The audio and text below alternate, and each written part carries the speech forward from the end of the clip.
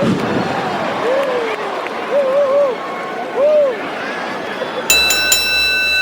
everyone, Bigtime Memories is back. I'm Terry Sullivan, this is Dave Drason, and we got another great show for the people today. Well, we certainly hope so. You know, they've been, writing in, enjoying them. We're, getting great praise, telling the history, the way it's supposed to be told. And it's all for free right here on Rocks TV. Go to Rocks TV.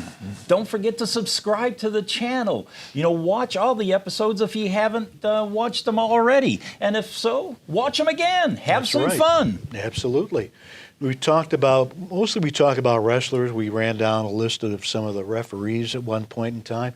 But another distinct area of professional wrestling in terms of presence at ringside and on television itself, the managers, the valets, the people who accompany the wrestlers to the ring, sometimes with no good in their minds and hearts. Sometimes they interfere and pass a foreign object to the wrestler in the ring. Do you resemble that remark? I've never seen anything like that. I don't know what you're talking about, foreign objects. You never would interfere on behalf of your... I've never interfered. Never, ever. The only thing I've ever done is try to point out to the referee that our opponent, the things that, trickery that he was doing. Yeah. And if Bobo's foot got in the way, so be it. I got to get the referee's attention somehow. The only reason you were grabbing Bobo's foot is he was trying to kick you. Well, I've heard this he wouldn't story buy me before. dinner after the show. So let's talk about some of these presences at ringside, some of whom go back decades here. And we're going to stick mainly to Detroit area. We're not going to go back to the Gorgeous George era. We'll stick mainly with the 60s and 70s here in this area. Well, let's, first start out by saying what the role of a manager is. Okay. It's, he's got a ring presence. It's not only, pulling, tights or handing his, gentleman something, to use against his opponent. But, the biggest part of role as a manager is to speak for him on TV. Because sometimes you have a guy who could be the greatest wrestler on the face of the planet, but when you stick his face in front of a microphone and a camera, he freezes. He doesn't know what to say. So that's why our role as managers would go on there, promote them, talk about, the upcoming match, and get the fans excited enough to want to come out and see that match. Or, I would say, in my particular style, I would say some of the most ridiculous things, like, dating Jamie Lee Curtis. And if she lets me, out for a Saturday night, maybe I might show up at the arena. And if I do, and if I bring her, please, fans, stay away from her. Don't ask for autographs. Don't ask to take pictures. Now, something like that, wow, Jamie Lee Curtis is going to be at the show. Yeah. So it, puts butts in the seat. That's I want to come and see that bum get his butt kicked. And that's mainly, that's another thing. I was known as a sort of bump master. I always like to get involved, and I'd like to give the fans what they came to see. Not only did they come to see the match that we, promoted, they would, show them a great match. But if the manager gets involved and gets, what's coming to him, the crowd would explode even bigger. Oh, and, sure. I took a lot of that punishment for years and, happily did so. Still paying for it, these days because I'm a little bit slower and still have, back pains and stuff from taking bumps and, high backdrops and whatever else these guys wanted to give me, because, when I was a manager, I only weighed 142 pounds, and I was 5'14". That's that's the truth, though. He was as skinny as a rail. Yeah, but hopefully I did my role and entertained the fans. And let's talk about some of the greats, who appeared in big time wrestling here. The Sheik had more than a couple of managers over the years, but the very first person to accompany the Sheik to ringside was a young lady known as the Princess. Princess Salami. Or Princess Salama. There's been times that she was announced as Princess Salami, but it's Princess Salama.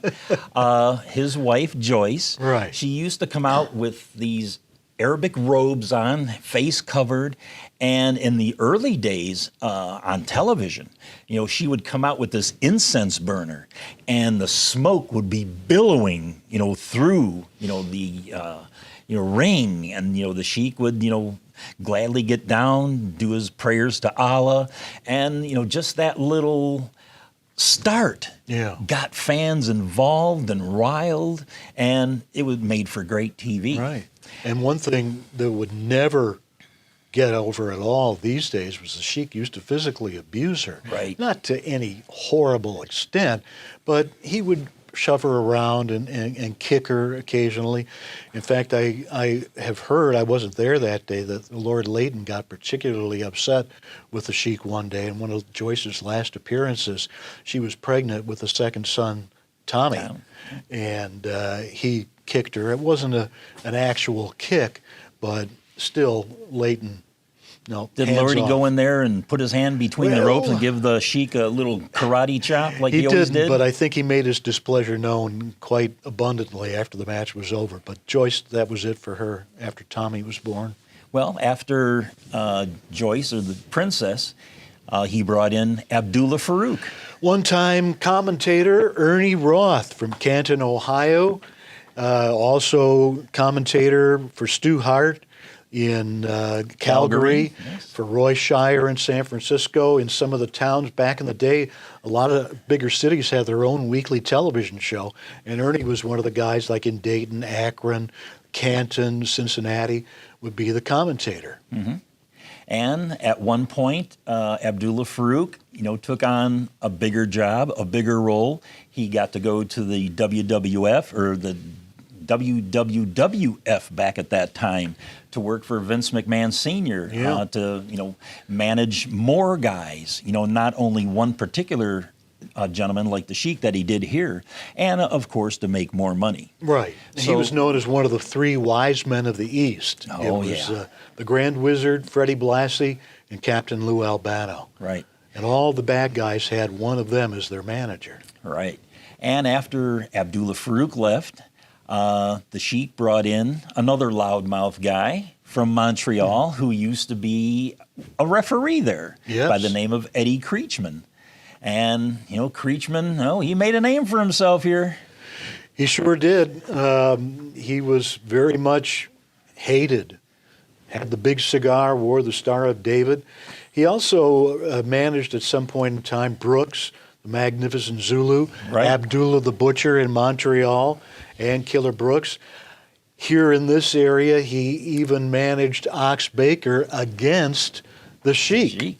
When the two of them had a falling out, Creechman threw the towel in one night in a match, and of course the Sheik went nuts and fired Creechman, and that brought Abdullah Fuko back in the corner of the Sheik, and that was at the time we were filming the I Like to Hurt People movie. It was the time of the infamous sit-down with myself, Abdullah Fuko, and Eddie Creechman. Managers, one current, one former. You're the former manager with the Sheik. Let's bring the fans up to date very quickly on what happened.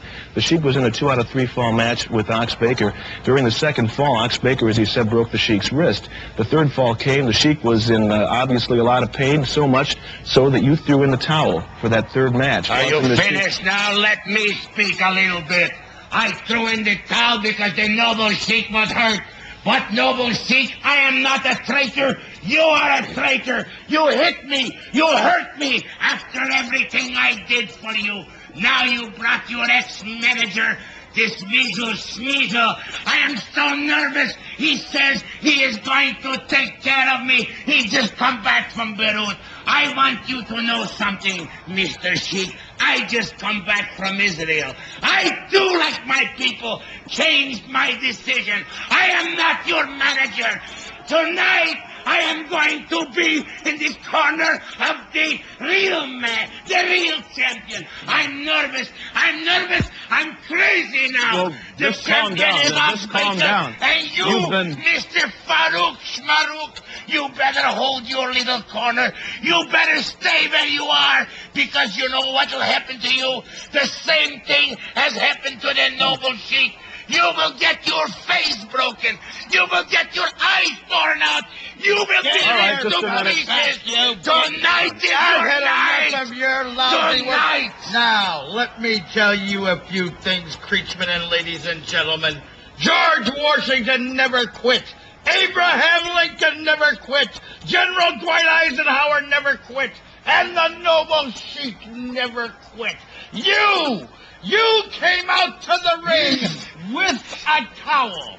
Never, ladies and gentlemen, in the history of the sheik and yours truly, have I or the sheik ever carried a towel. Maybe, Judas, you had the towel, so you'd collect your pieces of silver. I want to speak. You stole I want to speak. Now, wait a minute. I want Let's to speak. I want to say something. Calmly now, calm down. You miserable low-life. The truth hurts. Calm You down. are an ex-manager of a champion, but now I am the manager of the champion. And I want you to know one thing. I told you my people have changed their decision, and I am one of my people. I changed my decision. I am not going to be in the corner of that away from me. I don't want to just a hear. minute. What do you Just a mean? minute. Feel justice. What do you mean?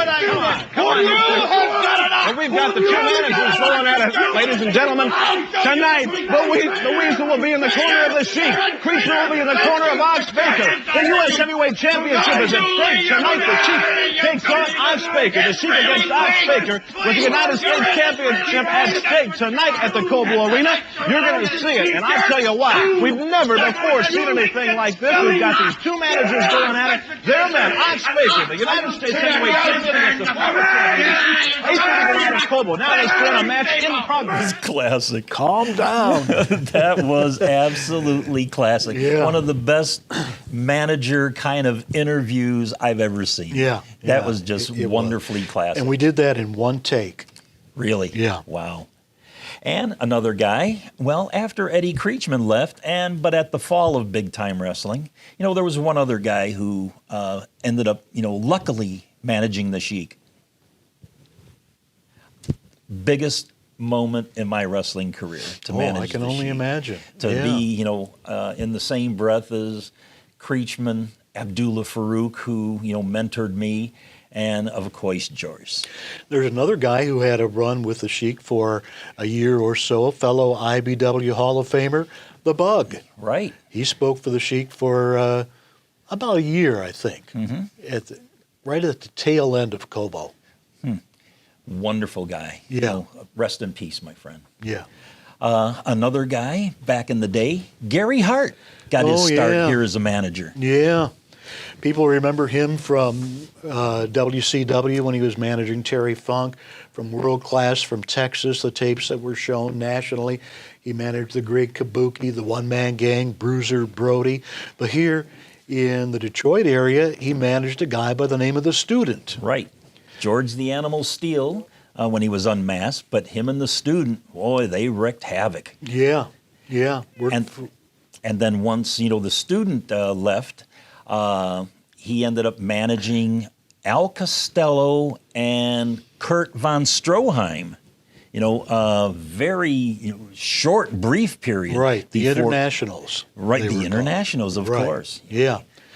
And then Gary Hart did come back in about the later 70s, toward the end of the 70s, managing at this time Maniac, Mark Lewin. Yeah, wow.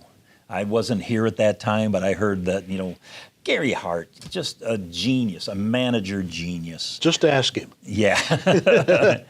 Another very short run who was a manager or a valet, Man Hamilton.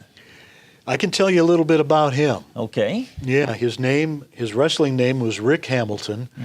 His real name was Rick Conrad, and he was the manager of Thunderbolt Patterson, black wrestler, very popular, not very much hated early in his career here in the Detroit area.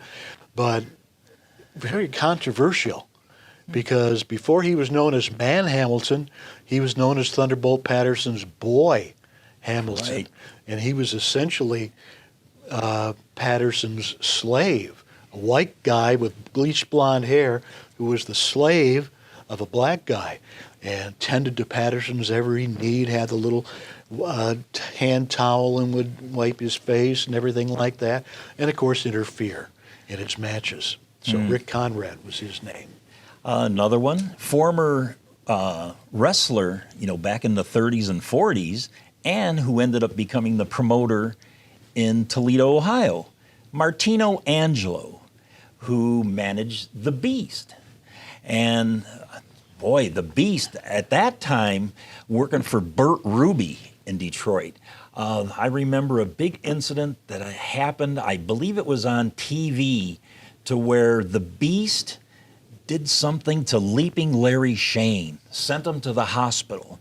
And it's like the TV station was flooded with phone calls. Did they bring the ambulance into the studio? Yeah, they carried Larry out on a stretcher. Live on television. Right. And like I said, the television station was besieged with phone calls from fans wanting the Beast head, and sort of, and, to find out how Larry was. And they worked up that program to the hilt and, sold out numerous places around the territory, with that, The Beast versus Leaping Larry Shane. You mentioned Al Costello earlier. People know him best as a member of the Fabulous Kangaroos. And when people think of the Kangaroos in the 50s, it was Wild Red Berry as the manager. But in the 70s and beyond here in this area, it was George Crybaby Cannon. Yes, sir. I am right. Remember the jacket he wore? Oh, yeah. Right on the back, it said, Cannon, I am right. I am right. He was a card to be around. Yes, what a he was. great guy George was. I became friends with him, would go to his house all the time in Windsor. We'd have dinners together. I helped him with little projects like painting his house and things. But I remember one particular incident in the springtime. I'd always, whenever we'd go over, like at night, 7 o'clock, we'd turn on the radio and listen to Ernie Harwell and the Detroit Tigers. George just loved to do that. And this one particular time was in the springtime near, opening day. And George had a swimming pool in his backyard. And George was going to open up the pool. So George, we're listening to the Tiger game. I'm sitting there. He's going to pull the tarp off. Well, he starts pulling the tarp off. He's in the pool, and the water was so cold he was freezing. And he's like really literally turning blue. And he's like, Dave, help. And it's like, how in the hell am I going to pull a 450-pound George Cannon out of his own swimming pool? Floating. Oh, I did pull him over to where the steps, and he finally, came up the steps and got out. Yeah. Oh, he was something. Yeah. But not only did he manage the Fabulous Kangaroos, he had another great run with Kurt Von Hess and Karl von Schatz. Oh, yeah. The Germans. Excellent. Boy, what a tag team that was. Absolutely. Bill Terry, who was Kurt Von Hess. I remember him, in, the big-time wrestling studio days at Channel 9 as an enhancement talent, as Bill Terry. Great guy, great friend. Oh, I'll tell you a real quick story on that. George Cannon, Kurt Von Hess, and myself, we got tickets to a burlesque show at this little theater in Detroit on 6 Mile and Woodward, which is a pretty seedy area at the time. So me, Kurt, and George went there for laughs, and we're sitting at this burlesque show and watching these dirty old men, licking, like these strippers are on stage and they're just salivating over themselves. We were laughing so hard. Oh God. To be with George was, a laugh a minute. Yeah. But he also managed another team known as the Internationals. Kurt, the revolution of Kurt Von Hess and Al Costello. Okay. Yeah. So that was his, Al Costello's second version of the Internationals. And then he ended up managing, when that team broke up, Kurt von Hess and Kurt von Stroheim. He ended up with the IWA, Einhorn's promotion, national promotion, Yep. with the Mongols and others. And George did come back to Big Time Wrestling in the very late 80s, and he ended up managing Captain Ed George. George Cannon revealed to me that was the low point in his wrestling career. He said he was so embarrassed, but George Cannon, one of the great managers of all time. Yeah. A lot of the older wrestlers, once they get too old to wrestle anymore, they segue into the role of a manager. Right. As did Ivan Kalmakov. Right. Kalmakov still, worked wrestling shows here and there, but they brought him in to manage the mighty Igor. And that whole story starts with Igor was working in the AWA for Vern Gagne's territory at the time. And he lived in Dearborn. So he missed being home, and his run in that territory was over.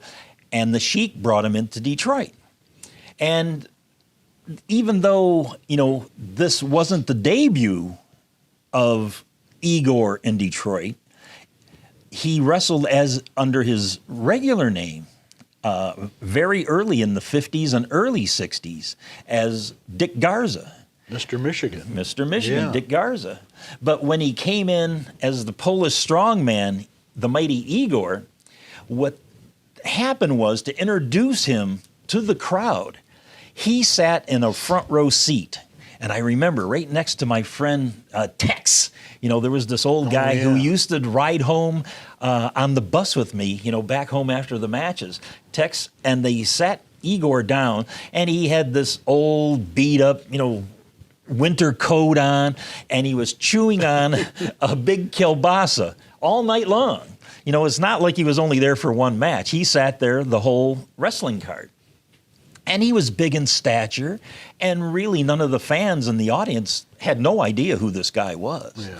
So I think it was when the Sheik came out, he came out, because usually, the tunnel, going to the ring, the Sheik would come out to the left, and climb the steps. That's where, mainly the heels went. The baby faces went to the right, to go to the opposite side. Well, the Sheik came out, probably the only time I've ever seen it, on the right-hand side. And he walked by the mighty Igor. And he looked at Igor, Igor looked at him, and, Sheik, making gestures at him and stuff. And Igor goes, Zambiam Sheik, Zambiam Sheik, which means in Polish, kill the Sheik. Oh. So the next Kobo show, they had him sitting in the seat, and then there was another heel that came out and, was, giving him the business. And it's like he got up, wanted to get in the ring and stuff. And finally, Ivan Kalmakov came out and, calmed him down and took him to the back dressing room. He didn't appear that night, but then the following show, he appeared for the first time as the mighty Igor with Ivan Kalmakov as his manager. Wow, that's a great story and the beginning of a great part of Igor's career. And then, on every show that he appeared on TV when he was first beginning here, Ivan Kalmakov would have Igor doing feats of strength out in the back parking lot. Yeah. They would take a camera outside. I remember one of them was that Igor sat up against the building, Channel 9 Studios, with his feet against the car bumper. Volkswagen, I remember it. And Ivan Kalmakov behind the wheel, and then he starts, revving the engine to, go backwards, and Igor was, holding the car back. That was one of his feats of strength. Sure. The other one was, I have a great picture of this too. Igor would put a cinder block on his head. Sure. Yeah. And Ivan would take a big sledgehammer and break the cinder block on his head. That was, a classic one too. So, Ivan Kalmakov and Igor, boy, they were, together like peanut butter and jelly. They even stuck Ivan with Zulu when Zulu first came in. I don't know what kind of a punishment that was. It was to hopefully give Zulu a little bit of credibility. It didn't work. Didn't last. Yeah, and then here's another, wrestler manager kind of thing. At one point, Dr. Jerry Graham. Do you remember who he managed? I do. Didn't last very long. Big Money Hank James. Exactly. Yeah. Very short-lived. Yeah, Jerry was sort of in and out, depending on who he'd irritate. Yeah, or what liquor store that he drank dry. Yeah. But that, started the career for Hank James, in big-time wrestling. And then we talked about Babyface Nelson with Donnie Fargo. Right. Handsome Jess Ortega. He managed the Great Kabuki. As Ortega-san. Right, exactly. Yes. That was, not long, but a short-lived kind of thing to, get Kabuki over in a way. And Kabuki really got over quite fast. Yeah. Kabuki appeared in Detroit many years earlier as Tokyo Tom. That's right. Who he managed Tokyo Joe. Yeah. And then he wrestled a little bit. And a great friend, Ray Elmore, who has passed away, but what a great guy.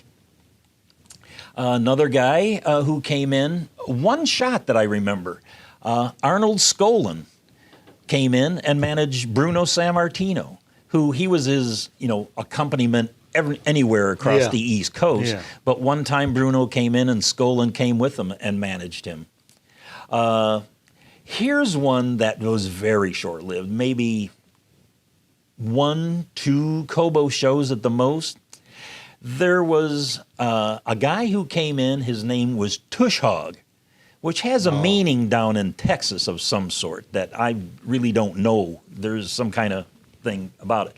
But he was under a mask, and it was Big Bad John, who years ago managed the Kentucky Butcher. Right. And I never could figure out why Big Bad John would come in as this other inclination of a, Tush Hog. Who knew? This was after Australia. He was one of the big stars in Australia with Lewin and Butcher and Brower.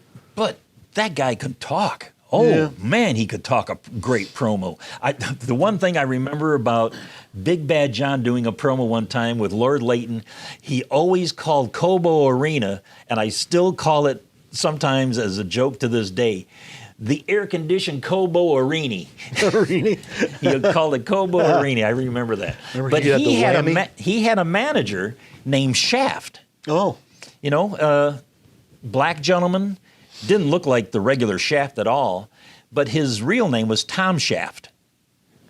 Like I said, only came into big-time wrestling for 1 or 2 shows. And, of course, in addition to big-time wrestling, there was championship wrestling owned by Dick the Bruiser and Wilbur Snyder. Right. Which for a while in the early 70s aired on Channel 9 opposite big-time wrestling, but they had their own cast of characters. Yeah. First and foremost, Pretty Boy Bobby Heenan. The almost epitome of wrestling managers. Yeah, probably the greatest ever, in my opinion. I would say he was the greatest in the ring. He was great at promos, the unbelievable bump taker. I have to go with my personal favorite, Abdullah Farouk, as the greatest manager, because he can really talk a blue streak on TV. Yeah. But so could Heenan, not to take anything from Bobby, but he managed the Blackjacks, Lanza and Mulligan. What a team. Yeah. Infamous team they were. A couple of the other managers with Bruiser, Mark Manson, Bunny Love was with Paul Christie, and maybe some others whose names I've forgotten at this point in time. But there were other managers around this area. Gentleman Saul, while you were gone, Gentleman Saul Weingeroff was in initially as the manager of the Poffos. Lanny and Angelo were the World Tag Team Champions at the time. Randy Poffo, who later became Randy Savage, was also around. Weingeroff fell out with the Poffos and went on to manage the Islanders, who were Afa and Sika, later to be known as the Wild Samoans, and Sika is the father of Roman Reigns. Wow. Floyd Creechman, Eddie's son, was here. He was a big manager in Montreal along with his father, but here in this area feuded with his dad's stable. And Floyd managed Don Kent and Stan Stasiak against the Sheik and who knows who else. And another one, Sir Dudley Clements. Right. Steve Clements was his name. He managed the Brute Bernard, Right. and died tragically in a car crash here in this area down around Sydney, Ohio, on the way back from a town in a car crash with the Brute. Yeah, one other one from the Bruisers stable. I think I only know that he was here one time, but was used mainly around in Indianapolis, the home of the Bruisers territory and promotion. But there was a guy called Super Brucey. Oh, yeah. A guy who just didn't look like a wrestler. He didn't look like, much of anything, but he came out with a big S, like a Superman thing out on his, chest, and he got in the ring with the Bruiser and Crusher, and, I wouldn't know if you'd call it managed him, but, a manager nonetheless. Probably Bruiser's pool boy. Could be. And finally, there is one manager who was rather infamous, who has a long and stellar list of clients from whom he helped to riches along the way. That would be the man whose mouth got him largely where he was, the one and only supermouth Dave Drason. I've been very fortunate, as working in big time wrestling as the photographer and writing the body press program for a number of years, and finally had my opportunity, to become, live my dream and become a wrestling manager. I wasn't big enough to be a wrestler, and I had no aspirations of ever being a wrestler. I was intrigued by, the guys who went on TV, the Bobby Heenans, the Abdullah Farouks, Right. the things that they said. Sure. That's what I wanted to do. And, luckily I was able to do that. And I was, so fortunate to manage not only the Sheik, but I was the last manager for the Kangaroos, the inclination of Al Costello and Mickey Doyle, two Right. great friends. I had the chance of, being the manager of Killer Brooks. Right. I started out managing the very first guy, Ben Justice. Oh, I remember that. People were wanting to kill you. Yeah. I managed Mickey Doyle. I managed Al Snow, Malcolm Monroe Sr., Eric the Red, Hartford Love, Bruce Swayze. The list goes on and on of so many that, I can't even recall at this particular time. But I've been very blessed and very fortunate to be, known as one of the wrestling managers in the world, and to have managed some of the all-time greats. Must have been something for you going out with the Sheik. It was unbelievable. I always say it was the greatest walk to the ring, the scariest walk back to the dressing room with that guy. Right, because you didn't have eyes in the back of your head. Yeah. Yeah. And Well, that wraps up our little look at the managers, mainly in the Detroit territory. And, managers make their living representing their charges on television, doing the interviews, talking about the opponents. And how about this one, Dave, to close out this edition of Big Time Memories? How about if you cut a promo on me? what? Yeah. We're not going to do an introduction like you usually do? Nah, So nah. you want me to go out in a different style? This is all about the managers. Well- So do what the managers would do. Well, when it comes to Terry Sullivan is a household word. Became a household word. And for good reason. But you know what another household word is? No. Garbage. And you know what the two have in common? They both stink. You and garbage, you both stink, and it's time to take out the trash. Terry Sullivan, get out of here. Get out of my sight. Get out of my... I gotta get out of here. See you next time on Big Time Memories.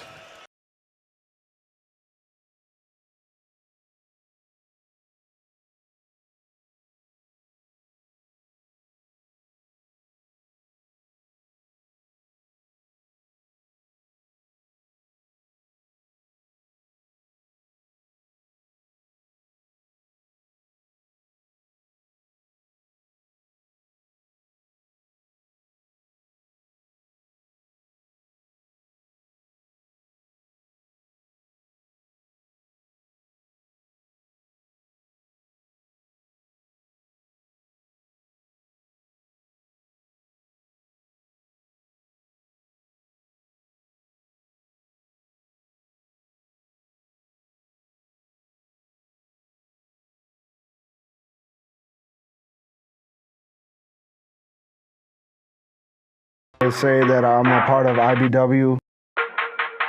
I take pride in IBW that we are a family-run company. It's a fight. It's a sport. At IBW, tradition has always mattered. You're going to see world-class professional big-time wrestling at its best. This ain't no sports entertainment. This is professional wrestling. International Big Time Wrestling's The Fix. Each and every week, your fix of IBW action. You want entertainment? Look no further than Rocks TV. International Big Time Wrestling! Wrestling fans, if you like what you've seen, don't forget to like, comment, subscribe, and also don't forget to ring that bell.